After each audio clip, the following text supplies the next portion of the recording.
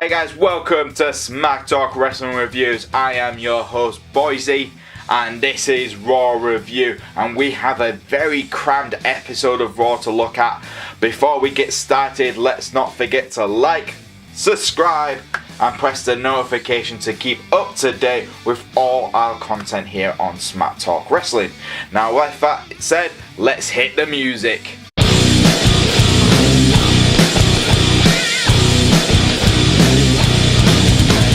So we kicked off the show with pretty much a very generic opening segment. We had the heels of Braun Strowman, Dolph Ziggler, and Drew McIntyre coming out and stating they were correct about the Shield breaking up.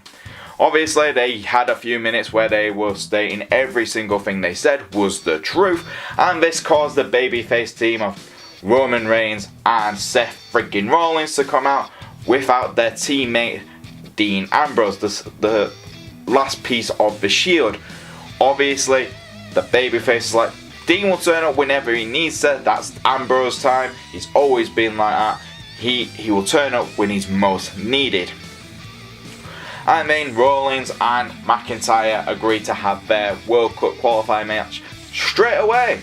How did I find this episode? It was generic. It was very, very simple. Yes, it led on to a decent match, but for me, it just felt really flat. It was like, wow, we've seen this kind of opening several times already, and we're going through it again.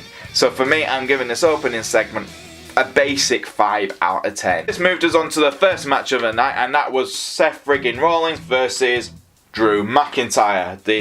And I won't lie, I actually really enjoyed this, but the problem with this match is we've seen it before, and yes, this is the best match we've had in some time between the two. It definitely had a lot more stuff going on to it, and you just did, moves sets which you didn't expect to come out, which was great. But at the end of the day, it just felt really, really like, oh yeah, you can tell you two are really like, this is the go-to match for WWE right now.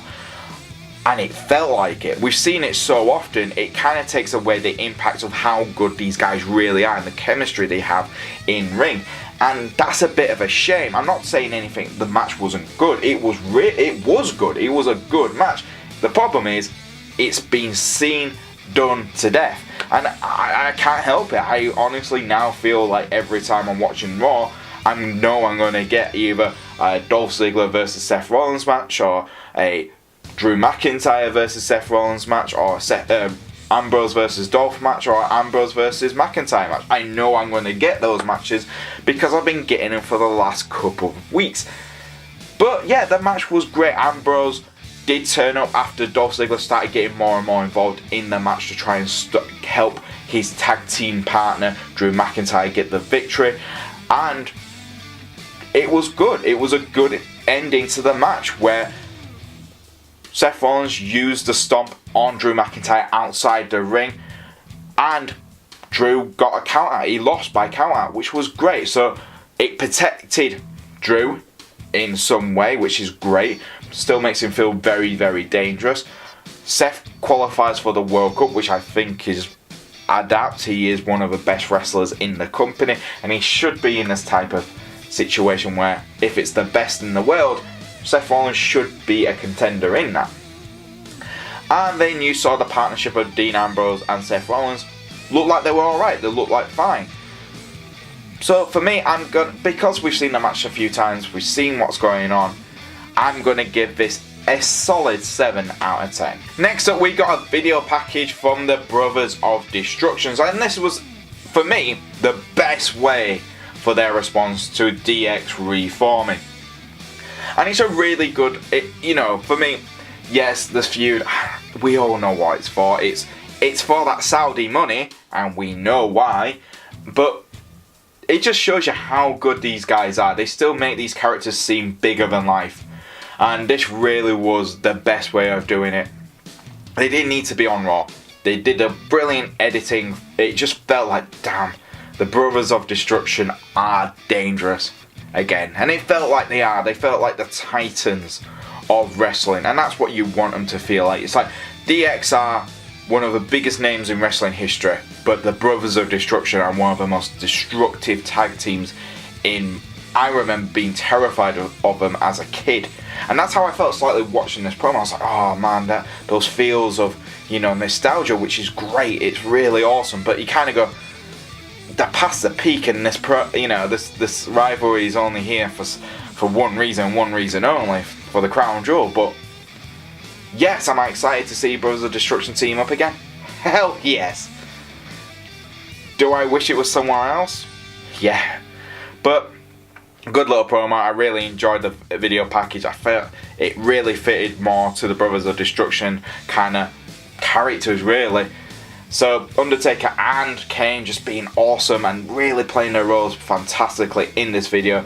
I'm going to give it a 7 out of 10. Next up, we had a tag team match for the women's division, and it was Nia Jax teaming up with Ember Moon, who are BFS right now, versus Dana Brooke and a returning Tamina. Yeah, Tamina is back on Raw. Apparently she was one of the people who got swapped during the Superstar shakeup, but never, because she was injured for 9 months. Now she's made a Raw debut. They didn't really make a big deal about this, and I thought that was a bit of a shame. They should have, for me personally, this is how I would have done it. I would have had Ember Moon and Nia Jax in the ring. Dana Brooks comes out and says, look,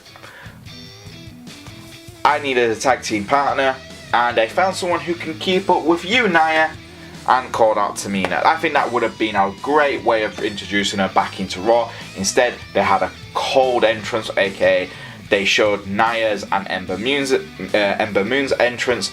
Dana Brooks and Tamina were already in the ring before their opponents. I thought that could have been a little bit better, well done. But for me, it had the potential, and there was something in there. I'm hoping this is like little seeds for the future, but Tamina and Nia Jax feud looks really good. And Tamina looks really good in the ring. She hasn't ever been the best in the ring, but this definitely showed her to be a powerhouse already in the women's division. And I could see her challenging in a few years' time, or a year's time, for a title shot, maybe. But yeah, Nia Jax and Tamina looked like they were set to collide, and I really like that. I thought that was more interesting. The match ended with Nia Jax and Ember Moon pinning Dana Brooks. Tamina, unfortunately, was on the losing team straight away. Nia and Ember were hugging after the match. Tamina got in Nia's face, which was awesome. That really sold that possible feud. And then Tamina and Ember Moon dragged Nia Jax out of the ring. That's right, it looked like Ember turned, and then it was all for the big announcement of there's going to be a battle royale at Evolution, and Ember Moon and Nia Jax and Tamina and Dana Brooke are all going to be part of it. And then Dana Brooke dragged both Tamina and Ember Moon out of the ring at the same time. So yeah, a bit of a shame for Tamina, but there's potential there. Hopefully WWE don't let that go, because it looked really good. So the match was nothing too spectacular to write home about. So I'm going to give the match a 6 out of 10, but the potential of a Nia Jax Tamina feud, very, very interesting indeed. Next up, we had I think, Ronda Rousey's best promo.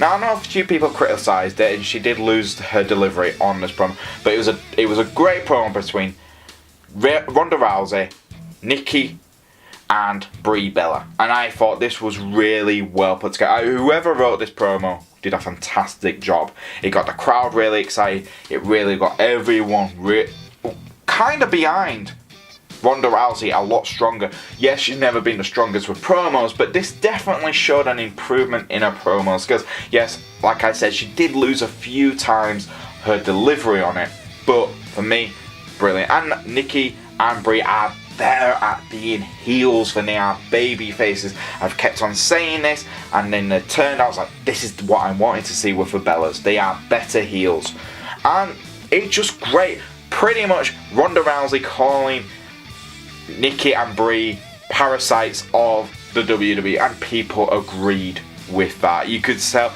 the crowd were like, yes, someone said it perfectly. Ronda saying that they represent the Divas division, the division which absolutely made everyone disappointed in women's wrestling. I know, again, I was like, yes, I agree once again. I mean, Nikki and Brie were like, we've been knocking down doors for years and years and years, more doors than you, and Ronda's response was fantastic. The only door you knocked down was John Cena's bedroom, and he soon knocked you back out of the same door. I love that. I think that, again, really good, strong promo. This is, like I keep saying, this is Ronda's best promo, and it felt strong. The Bellas are a great heel team for Ronda to watch out for. I think this is well put together, so I'm going to give this a 7 out of 10. Worth watching because it's hilarious how much Ronda just gets on Nikki. Next up, we got another World Cup qualifying match where we saw Dean Ambrose taking on Dolph Ziggler. Now, I absolutely really enjoyed this because before the match even started, we had the Shield walking backstage. It looked like they were all happy and chummy and mates again, you know, we're all concerned. And then Seth says, well, Dean, you're always on lunatic time. Dean snaps and goes, what did you say? No, what did you say? What did you say? Pretty much taking offense for Seth calling him a lunatic, even though we've been calling him lunatic for years now. Apparently Dean doesn't appreciate his friends calling him a lunatic.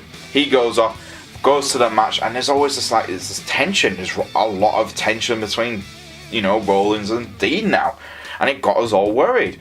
The match started, and it was a really good match. Again, Dean, this is the go-to type of match. Like I keep saying, I know I'm going to get this type of match. It's going to be really good. Unfortunately, he does water down the matches, but Dean Ambrose's new movesets have been improving, and he looks like a more and more powerhouse kind of character, which is great to see. I really enjoy that Dean is being seen as a powerhouse character. Drew McIntyre tries to get involved. Seth Rollins tries to help. Unfortunately, it distracts Dean too much.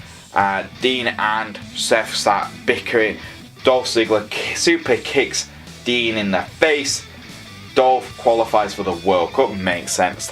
Dolph's another one you would want to go to the World Cup in this type of tournament because he is one of the best in-ring talents in WWE. And then after the match, we had Dean and Seth start pushing each other.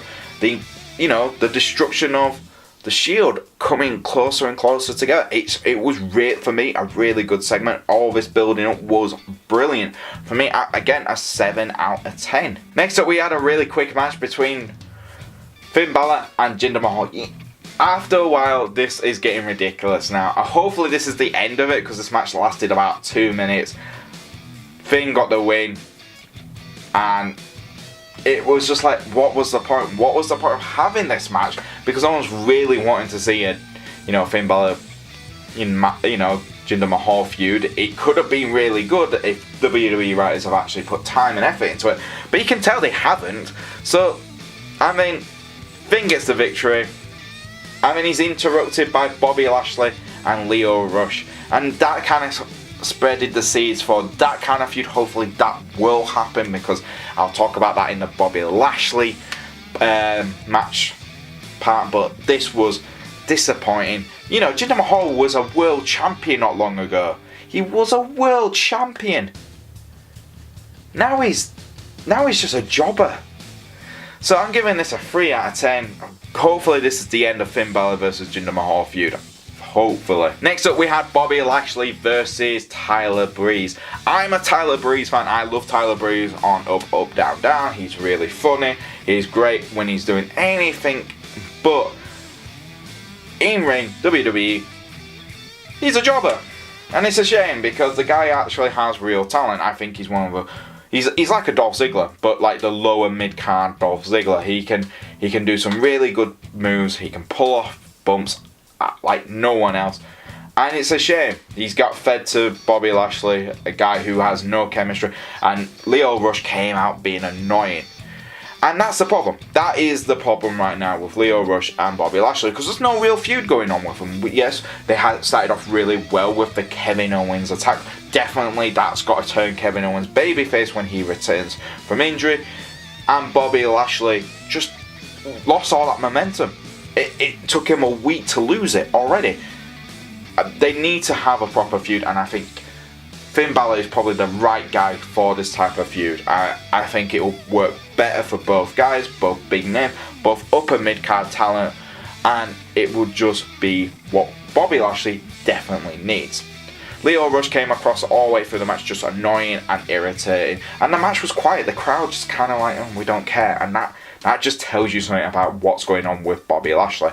So for me, I'm giving this a 3 out of 10 as well. But the feud, the little seeds of a Finn Balor Bobby Lashley feud definitely is interesting, and it should be explored better. Next up, we got another promo, and this time it was Trish Stratus and Lita in the ring, and it did exactly what it needed to do. It was a very basic promo, to say the least. It pretty much advertised the match between Mickie James and Alexa Bliss, between Lita and Trish Stratus. It made the Hall of Famers feel like the badass baby faces they were back in the time when they were. And it made Alexa Bliss and Mickie James feel like cold heels who were, playing great mind games. All 4 women got the shots they needed, and it wasn't anything special, but it definitely did what it needed to do. And they definitely doing the right thing, holding off any fighting till Evolution. I think that's the right decision from the writers. And to be honest, Alexa Bliss feels like she's the more experienced one between her and Mickie James, which is weird. But apart from that, everything else just came across like they needed it to. We've got this match, this feud's building up quite well. Watch WWE Evolution, and that's pretty much it. And it did a good job on that. So I'm going to give this promo a 6 out of 10. Next up, we had a match. Kurt Angle had a match. Surprisingly, this was all started because of Baron Corbin. Really good little backstage segment I love, where we had Bobby Roode and Chad Gable talking to someone. Then they panned out, and it was General Manager Kurt Angle in his holiday gear. He looked damn up cool in his shirt, I gotta say. It's like one of those really lame dad Hawaiian shirts, but I was like, oh, I like that. And you could see little seeds of Bobby Roode getting more and more irritated with his tag team partner, because he kept on saying glorious before Bobby Roode, and you can see Bobby's going to turn heel sometime soon. Please let it happen soon. But Baron Corbin came up to General Manager Kurt Angle and said, well, you thought you were funny. I put you in a match to help you out to get ready for the World Cup. You're going to be in a match tonight. Oh, and by the way, it's a handicap match. You taking the AOP. And AOP came out. The crowd were like, oh my god, what's going to happen? Kurt was in it looked like Kurt Angle was in the Golden Luchador costume. I can't pronounce the name. I know I'm a failure as a wrestling fan. I do apologise. The AOP destroy him, take the mask off. It's some random guy, and Kurt Angle sneaks behind Baron Corbin, attacks him, end of segment. I'm going to give this a 5 out of 10. It was funny for the backstage stuff, and attacking Baron Corbin is always great. And everyone thinking, oh my god, Kurt Angle's lost his in-ring ability. I thought it was funny. So, yeah, a 5 out of 10. Next up, we had Natalya taking on Ruby Riott, and Ruby Riott obviously had the Riott Squad in her corner. And Natalya had to get some friends to, make sure the Riotts didn't get involved. And she asked Bayley and a returning Sasha Banks. That's right, Sasha Banks is back on Raw. This match felt really rushed. You can tell the time was like there was so much packed into Raw this week. And it just felt like this match was like, right, you need to get out there. You need to get, Sasha back and just quickly get the match. And that's what the match felt like. It was really, really rushed. Natalya looked like she was about to win the match really quickly with a sharpshooter before Sarah Logan got involved. This has got Sasha Banks and Bayley to get involved. They both got kicked out of the ring. Then, before the Riott Squad could finish off Natalya, Sasha and Bayley got back in the ring, dragged Ruby out, took out Liv Morgan and Sarah Logan, and they looked victorious. This definitely could be building up to a 6-woman tag team, match at Evolution. That's what I'm expecting. The Riott Squad versus Natalya and Sasha Banks and Bayley, because it would make sense. And it was fine. It felt very rushed though, and it definitely hurt the Riott Squad the most because they didn't have enough time to really make themselves look strong. But returning Sasha Banks, starting a feud with the Riott Squad makes sense. It's been building up before Sasha got injured. So yeah, I'm going to give this a 6 out of 10. Next up, we had a really good promo, and this was Elias. Now, it started off with Elias playing his music. Elias is always great, and the crowd are always enjoying what Elias brings to the show. And I do. I'm not a big fan of his music. I'm a bit like Corey Graves. I could do without that. But his heel style is just brilliant, and I love the way he uses his music and his lyrics to disrespect whatever city he goes to. I can't wait to see him live in Manchester because I can't wait to see what he says about Manchester, mainly because I'm from Yorkshire and Manchester's in Lancashire, so it'll be funny to hear what he says because I'll be agreeing. Whatever he says, I will be agreeing. But it was fun. Then he got interrupted, and this time it was a bit of a surprise. It was Apollo who came out. Apollo comes out and he says, I saw everyone else doing it. It looks fun. I'm going to do it. This is a really good idea. Apollo's had nothing to do on Raw for some time. Elias needs a feud, and I think both men are very good in the ring. This will elevate Apollo. His in-mic skills have improved, but this could really be the feud which does elevate Apollo from lower mid-card to upper mid-card. And I think this is a feud Elias could enjoy. You know, Apollo's are pretty much an unknown factor in WWE right now because he hasn't had time or any chances really to really show what he can do. So for me, this is actually really an exciting feud in the future. So I'm going to give this a 7 out of 10. Hopefully they build it properly, WWE, because both men have the capabilities of being top stars in the future. Last but not least, we got our main event, and this was sorted out earlier on in the night. And this was the Shield versus Braun Strowman, Dolph Ziggler, and Drew McIntyre. And what can I say? This was the third time we've seen this match, and it was the weakest one out of all three, but it definitely picked up in the last 5 minutes. And you could tell Dolph and Drew, Dean and Seth had already had matches in the night because it was slower paced than it usually was, but it was stuff happening outside the ring, inside the ring. The combustible elements of Dean Ambrose and Rollins was like, oh my god, are they gonna take each other out? Because at one point it looked like they were gonna do. There was so much of this, even with the Drew McIntyre Dolph Ziggler. Dolph was threatened by Braun before the match. If you make us lose, you will get these hands on Dolph Ziggler. It was like which team's going to implode first, and we got our answer last night. We got our answer, and it was a bit surprising. It looked all night they were building on the Shield imploding on themselves, but no, it was the Pack which pretty much imploded on themselves, and that was just the shocker really for me a little bit because I didn't expect it to happen so well. Hopefully this ends this kind of feud for now. We've had enough, let's be honest, we have had enough of it. It has got stale it's got stale now. Let's just concentrate on other feuds. But yeah, it was something, it was really good. Dean tried to dirty deeds Rollins because he thought Rollins had knocked into him third time in the night because of Dolph pushing Rollins into him. Then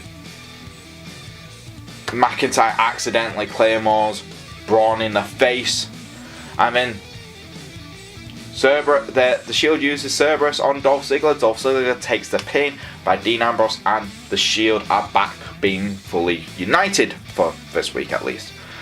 And then Braun Strowman, after the match, this was the best bits, where Braun took out Dolph because he said, I told you if you made us lose you'd get these hands. Power slam. Then McIntyre, Claymore to the face. I really want to see a McIntyre solo run, but right now he's still tag team champions. Hopefully we can see the implosion of Dolph and Drew soon, so we can have them lose the titles and let Drew concentrate on the singles career because he will be brilliant in that. But yeah, this was real fun. I enjoyed every second of it, but definitely glad this is over. Hopefully this is over now. So I'm going to give this a 7 out of 10. And there you go, guys. That was Raw. It was very, very packed. So there was a lot in it, but was a lot of content. Not really. Not really. You know, WWE are trying to keep the mention of Saudi Arabia out of the Crown Jewel, even though they advertised it more than Evolution, even though Evolution is only about a week away now. Interesting. Pretty much everything else kind of felt like, you know, we're going to start building up feuds, or we need to focus on this. And and the conclusions of the Shield and the Pack kind of stuff, it was just like, yeah, this week's episode felt a little bit weaker than quite a bit weaker than what we got. There was a lot in it, but it wasn't a lot of substance, and that was the problem. You can give us a load of matches, and they can be fun, like the Dolph Ziggler match and, you know, the McIntyre match were really good matches. They were fun to watch, but the problem is, you kind of go, well, we've seen these already. What's Tamina's return was poorly executed, but if they can get the Tamina, Naya, Jax feud going, that would be interesting. And Apollo versus Elias feud could be really good for both men. But so I'm going to give this week's episode a 6 out of 10. Bit of a shame after what we got last week. And the Brothers of Destruction's promo video was probably for me one of the better set parts of the show. And that's it for me, guys. What did you think of this week's episode of Raw? Leave it in the comments below. And don't forget to like, subscribe, and press the notification to keep up to date with all our videos here. And if you want to follow us on Twitter, you can do it. It's at SmackTalkYouTube. That's you and Tube. And if you want to follow me on Twitter, you can do it. It's at Boise88. And I'll see you guys next time on the next Smack Talk Wrestling Review.